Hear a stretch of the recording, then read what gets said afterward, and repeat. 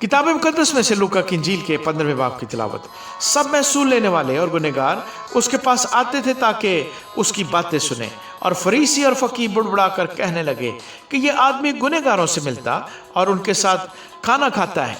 उसने उनसे ये तमसील कही कि तुम में कौन ऐसा आदमी है जिसके पास 100 भेड़ें हों और उनमें से एक खो जाए तो 99 को बियाबान में छोड़कर उस खोई हुई को जब तक मिल ना जाए ढूंढता ना रहे।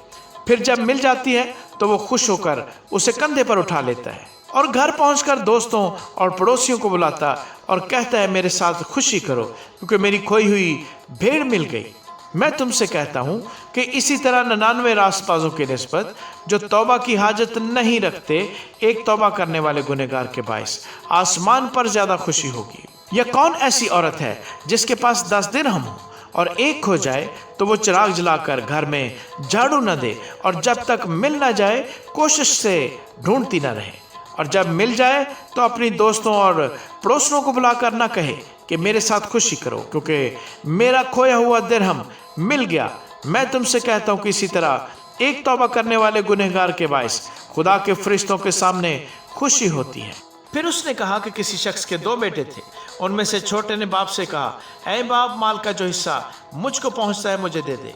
उसने अपना माल मता उन्हें बांट दिया और बहुत दिन न गुजरे कि छोटा बेटा अपना सब कुछ जमा करके दूर दराज मुल्क को रवाना हुआ और वहां अपना माल बदचलनी में उड़ा दिया। और जब सब खर्च कर चुका तो उस मुल्क में सख्त काल पड़ा और वो मोहताज होने लगा। फिर उस मुल्क के एक बाशिंदे के यहाँ जा पड़ा।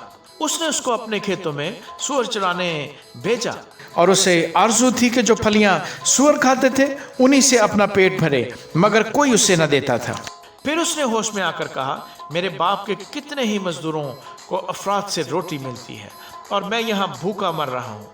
मैं उठकर अपने बाप के पास जाऊँगा और उससे कहूँगा, ऐ बाप, मैं आसमान का और तेरी नज़र में गुनाहगार हुआ। अब इस लायक नहीं रहा कि फिर तेरा बेटा कहलाऊं, मुझे अपने मजदूरों जैसा कर ले। पास वो उठकर अपने बाप के पास चला।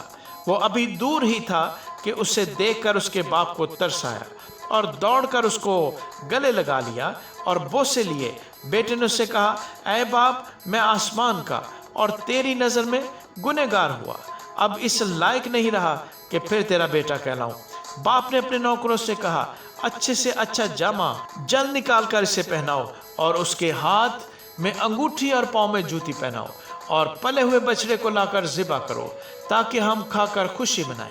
क्योंकि मेरा यह बेटा मुर्दा था, अब जिंदा हुआ, खो गया था, अब मिला है। बस वो खुशी मनाने लगे। लेकिन उसका बड़ा बेटा खेत में था। जब वो आकर घर के नज़दीक पहुंचा तो गाने बजाने और नाचने की आवाज़ सुनी और एक नौकर को बुलाकर दरियाफ्त करने लगा कि ये क्या हो रहा है। उसने उससे कहा, तेरा भाई आ गया है और तेरे बाप ने पला हुआ बछड़ा ज़िबा कराया है, क्योंकि उसे भला चंगा पाया। वो गुस्से हुआ और अंदर जाना न चाहा, मगर उसका बाप बाहर जाकर उसे मनाने लगा। उसने अपने बाप से जवाब में कहा, देख, इतने वर्षों से मैं तेरी खिदमत करता हूँ और कभी तेरी हुक्मदुली नहीं की, मगर मुझे तूने कभी एक बकरी का बच्चा भी ना दिया कि अपने दोस्तों के साथ खुशी मनाता। लेकिन जब तेरा ये बेटा आया जिसने तेरा माल मता कसमियों में उड़ा दिया, तो उसके लिए तूने पला हुआ बछड़ा ज़िबा कराया। उसने उससे कहा, बेटा, तू तो हमेशा मेरे पास है और जो कुछ मेरा है वो तेरा ही है, लेकिन खुशी मनाना और शादमान होना मुनासिब था, क्योंकि तेरा ये भाई मुर्दा था, अब जिंदा हुआ, खोया हुआ था, अब मिला है। आमीन।